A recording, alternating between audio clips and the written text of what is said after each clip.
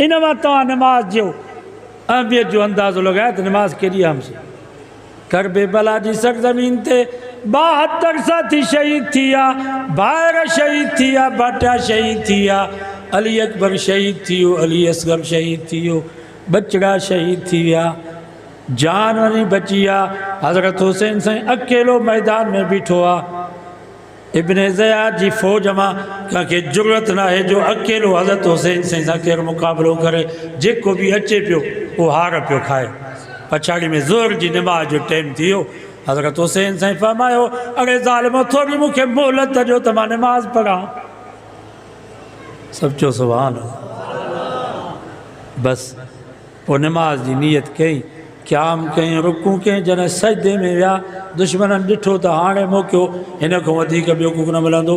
सजदे में हज़रत हुसैन साईं खे शहीद कयूं। इन जे करे कंहिं चयो आहे नबी नाना अली बाबा शराफ़त हो तो ऐसी हो, चले खंजर करे सजदा इबादत हो तो ऐसी हो। तयम्मुम खाक से हुए लहू से गुस्ल सैयद हो, लबे दरिया प्यासों की शहादत हो तो ऐसी हो। सरे नेज़े पे हजरत ने सुनाया यूं कलामुल्ला, फरिश्ते भी हुए हैरान तिलावत हो तो ऐसी हो। नबी नाना अली बाबा शराफत हो तो ऐसी हो, चले खंजर करे सजदा इबादत हो तो ऐसी हो। सिंधी में चौधान करबला जी सरज़मीन थी सैयदन सजदो न छॾियो, पाकन परदो न छॾियो। सैयदन सजदो न छॾियो, पाकन परदो न छॾियो। ऐं जो हाल पे जो हुबदार इहो आहे जेको 10 मुहर्रम ते न नमाज़ पढ़े न परदो करे। हज़रत हुसैन साईं आख़िरी वक़्त में जंहिं महिल पंहिंजे खीमे मां निकिता पंहिंजी भेण बीबी ज़ैनब खां मोकिलाए, उन वक़्त में पंहिंजी भेण खे चयूं या उख़्ती इस्बिरी, ओ मुंहिंजी भेण ज़ैनब, जीअं असांजे अम्मा फ़ातिमा नाने मुस्तफ़ा जे जुदाई ते सब्र कयो, ईअं तूं बि मुंहिंजे शहादत ते सब्र कजां। जी अम्मा फ़ातिमा आख़िरी वक़्त ताईं परदे खे न छॾियो। बाबे अली खे चई त मां मरी वञा त मुंहिंजो जनाज़ो राति जो खणिजा, मुंहिंजे जनाज़े जे चौबाज़ खजनि जूं छड़ायूं ॾिजां, मथां वॾी चादर रखिजां, मथां कदार मर्द जी नज़र मुंहिंजे जनाज़े ते पवे। ऐं ईअं चवे त मोहम्मद मुस्तफ़ा जी न्याणी फ़ातिमा जो हेतिरो कदो हुयो, हली मां हिन खे बि बर्दाश्त नथी कयां। पाकन परदो न छॾियो, सैयदन सजदो न छॾियो। अहल बैत जो हुबदार हुयो आहे जेको घर में परदे जो एहतमाम करे ऐं नमाज़ जी पाबंदी करे, इहो अहल बैत जो हुबदार आहे।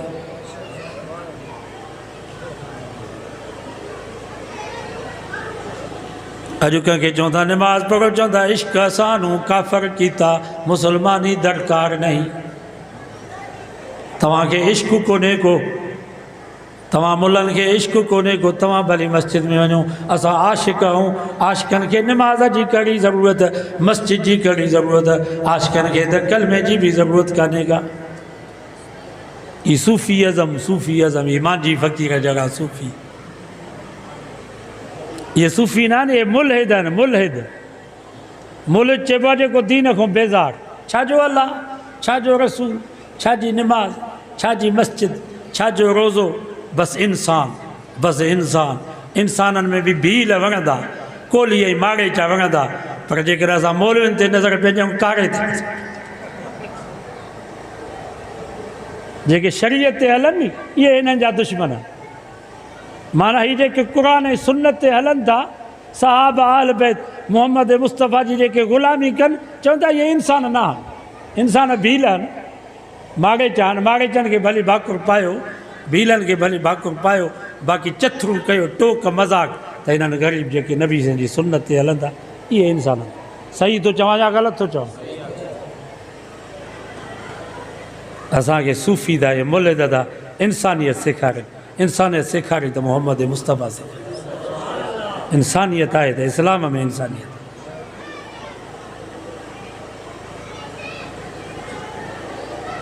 मोहम्मद मुस्तफ़ा न हुजे हा त तव्हां जानवरनि, कुतनि ऐं ॿिलनि वांगुरु ज़िंदगी गुज़ारे। ॾिसो था नी यूरोप में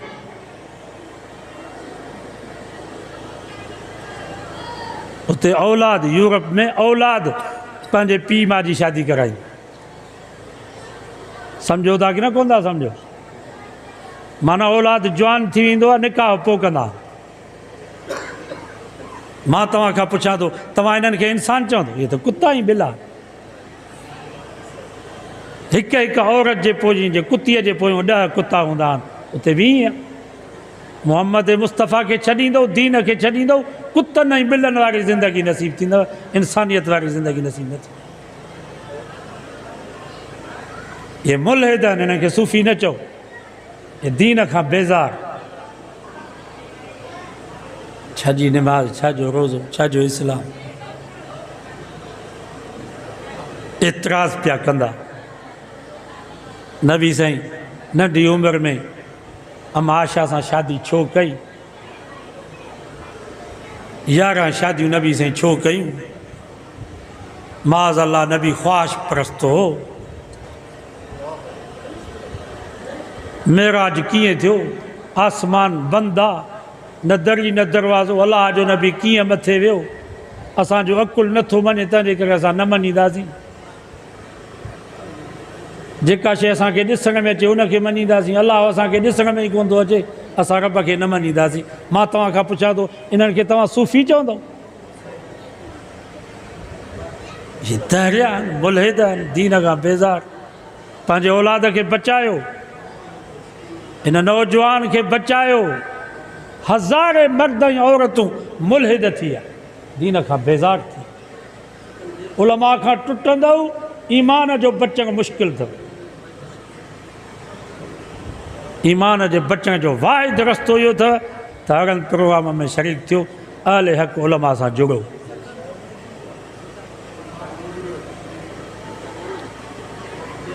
ये जेके सोशल मीडिया ते जेके अचनि पिया न इंजीनियर मोहम्मद अली मिर्ज़ा जहिड़ा, ये प्रोफेसर, ये डॉक्टर ज़ाकिर नाइक,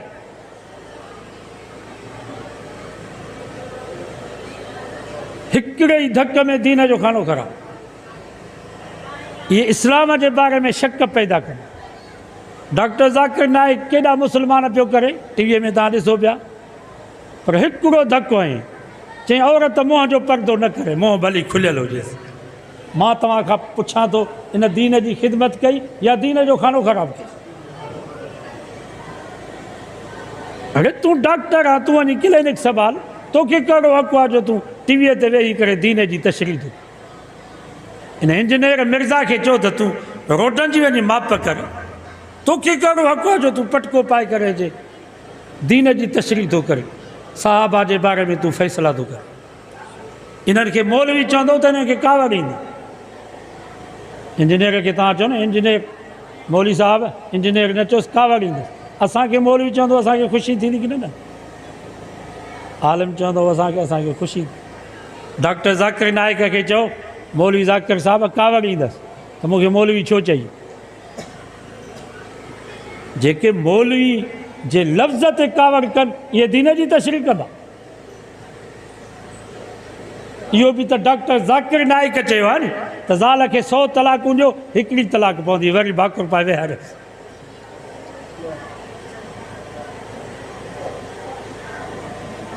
इहो त यहूदियुनि वारो तरीक़ो।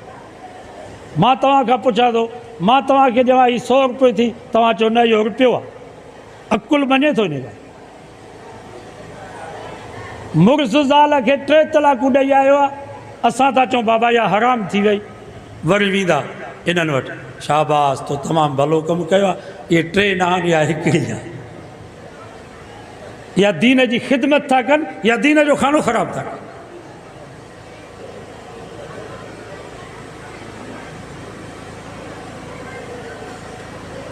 इन्हनि खे कोई हक़ न आहे जो दीन जी तशरीह कनि। अल्हम्दुलिल्लाह असांजा आलिम वेठा, नवाब शाह में आलिम आहिनि या कोन्हे? आलिम हुनखे चइबो आहे जंहिंजी सनद मोहम्मद मुस्तफ़ा सां मिले। असां वटि सनद आहे। मुंहिंजो उस्ताद साईं मौलाना मोहम्मद इदरीस साहिब, उनजो उस्ताद साईं मौलाना मीर मोहम्मद साहिब मीरक वारा, उन्हनि जा उस्ताद हज़रत साईं अब्दुल करीम बेर वारा, उन्हनि जा उस्ताद हज़रत साईं ग़ुलाम मुस्तफ़ा कासमी, उन्हनि जा उस्ताद हज़रत हुसैन अहमद मदनी, उन्हनि जा उस्ताद हज़रत शेखुल हिंद, उन्हनि जा उस्ताद मौलाना मोहम्मद कासिम नानोतवी, उन्हनि जा उस्ताद शाह मोहम्मद इसाक़, उन्हनि जा उस्ताद शाह अब्दुल कादिर, उन्हनि जा उस्ताद शाह अब्दुल अज़ीज़, उन्हनि जा उस्ताद शाह वलीउल्लाह, उन्हनि जा उस्ताद शेख अबू ताहिर मदनी, उन्हनि जा उस्ताद अल्लामा मोहम्मद बिन अहमद, उन्हनि जा उस्ताद हज़रत शेख रबी बिन सबी, उन्हनि जा उस्ताद इमाम अबू ईसा तिरमिज़ी, उन्हनि जा उस्ताद अब्दुल्ला बिन मुबारक, उन्हनि जा उस्ताद हज़रत इमाम अबू हनीफ़ा, उन्हनि जा उस्ताद हज़रत अब्दुल्ला बिन मसूद, उन्हनि जा उस्ताद मोहम्मद रसूलुल्लाह सल्लल्लाहु अलैहि वसल्लम। अॼु वाइदो कयो त इन्हनि आलिमनि सां जुड़ंदासीं। डॉक्टरनि, प्रोफेसरनि, इंजीनियरनि जी ॻाल्हि ते हलंदो, ईमान हलियो वेंदो।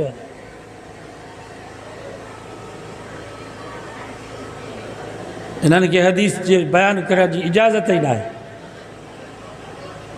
अज़म कयो त इंशाअल्लाह असां आले हक़ उलमा सां जुड़ंदासीं।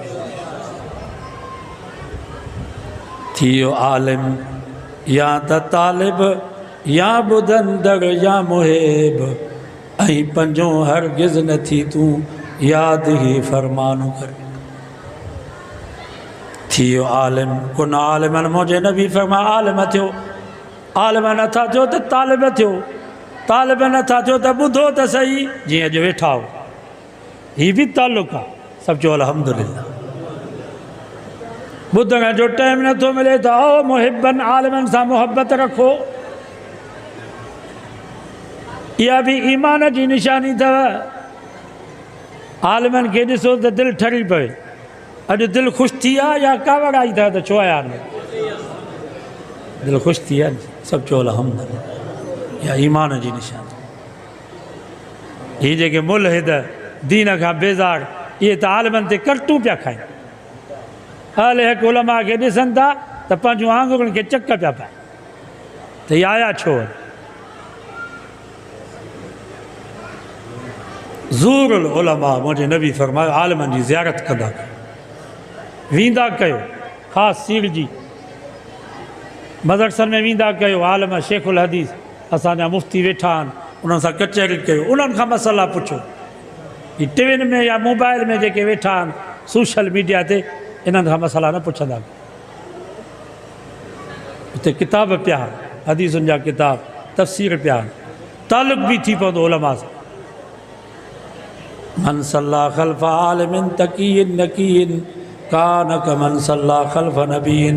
मुंहिंजे नबी फ़रमायो जंहिं मुत्तक़ी परहेज़गार आलिम जे पोयां नमाज़ पढ़ी, उनजो एॾो सवाबु आहे जंहिं नबीअ जे पोयां नमाज़ पढ़ी। उलमा जी तौहीन न कयो। उलमा जी गिला कंदव, नसुल बर्बाद थी वेंदव। पछाड़ी में तव्हांजे क़ब्र ते को कुल पढ़ण वारो न मिलंदो।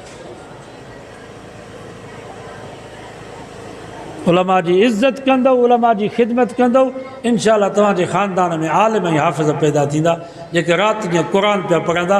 क़यामत ताईं तव्हांजे क़ब्रुनि ते अलाह जी रहमत पवंदी। असांजा वॾा अणपढ़ियल आहे। मुंहिंजो वालिद साहिबु अंगूठे छाप हो, सही बि न ईंदी हुअसि। मुंहिंजो ॾाढो ज़वार हो। ज़वार फैज़ मोहम्मद भिटाई साहिब जी दरगाह ते वायूं चवंदो, अञा ताईं तंबूरो पियो। पर आलिमनि सां मुहबत हूंदी। ॻोठ में आलिम ईंदा, उन्हनि जा हथ धोराइनि, मानी खाराइनि, 5 रुपया 10 रुपया उन्हनि जी ख़िदमत कनि। उनजो नतीजो इहो निकितो जो उन्हनि अणपढ़ियलनि जे घरनि में आलिम पैदा थी विया। हाफ़िज़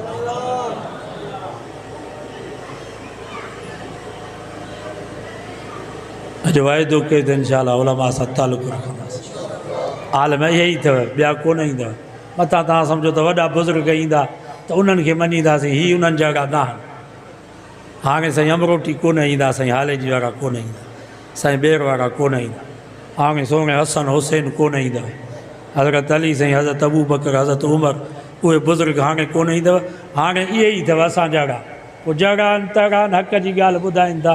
अॼु अज़म कयो त इंशाअल्लाह इन्हनि सां तालुक़ु रखंदासीं। हाणे वरी रुकुन साज़ी पई थी हलेव 5 सालनि जे लाइ। फारम भरे छॾियो हिन में 50 रुपया। मौली साहिब वारनि खे चओ अब्दुल्ला खे त इहो 50 रुपया वठो, असांजो फारम भरियो, इन जमायत में शामिलु थियो। इहा सालनि जी जमायत। हज़रत साईं ॿेर वारा रहमतुल्लाह अलैहि 96 मूंखे यादि आहे, मां पाण हुन जलसे में हुयुसि। मौलाना फज़ल रहमान डॉक्टर साहिब खे चयो त साईं ॿेर वारनि खे खणी अचो। आई ने शरीयत कॉन्फ्रेंस ठेड़ी में साईं बीमार हुआ आया फार्म भरियो डॉक्टर साहब 10 रुपया साईं जन ॿेर वारनि ॾिना उहा पर्ची हथ में हुयनि साईं जन फरमायो क़यामत जो ॾींहुं थींदो रब मूंखां पुछा कंदो अब्दुल करीम तो छा आंदो आहे मां अर्ज़ु कंदुसि या अल्लाह ॿियो त कोई अमल कोन्हे हीअ नेकनि सालनि जी जमात मां उन में शामिलु थियो आहियां हीअ उन जी पर्ची आहे फरमायूं मूंखे यकीन आहे इन जमात में शामिलु हुजण जे करे मूंखे माफ़ी मिली पोइ छा तव्हां ईअं असां साईं ॿेर वारनि खां वधीक मुतक़ी ऐं परहेज़गार आहियूं छा जो चओ था त असांखे जमीयत जी ज़रूरत ई न आहे या त चओ था असां हाल जी वारनि खां ॿेर वारनि खां वधीक बुज़ुर्ग आहियूं या त चओ असां शाहपुर वारनि खां मिसकीनपुर वारनि खां सभिनी खां वधीक बुज़ुर्ग आहियूं हाफ़िज़ ज़ुल्फ़कार अली नक्शबंदी खां बि तव्हां वधीक बुज़ुर्ग हो छा या त चओ इहे सभु अलाह वारा इन जमायत में शामिलु आहिनि अलाए छा हयाती इहो 50 रुपया ॾेई शामिलु थी वञो ख़ुशूसन ई कुराड़ा जेके आहिनि इन्हनि खे शामिलु करे छॾियो वरी 5 साल अलाए जहिड़ा हुजूं अलाए न हुजूं सही थो चवां या ग़लति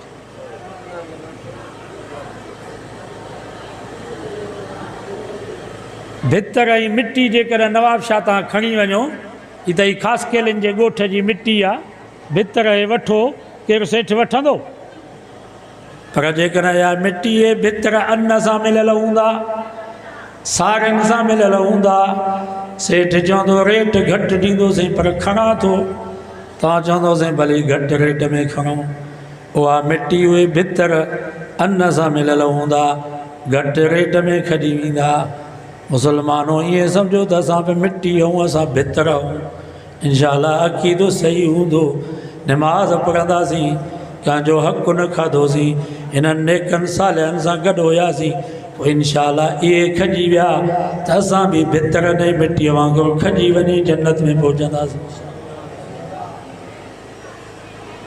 दुआऊं बि घुरो अल्लाह ताला असांजे मुल्क पाकिस्तान जी हिफ़ाज़त फ़रमाए जेका बदअमनी अल्लाह ताला हिनखे ख़तमु फ़रमाए बसि हिकु नात ख़ाना नात पढ़ंदो पोइ दुआ था घुरूं दुआ खां अॻु में न उथो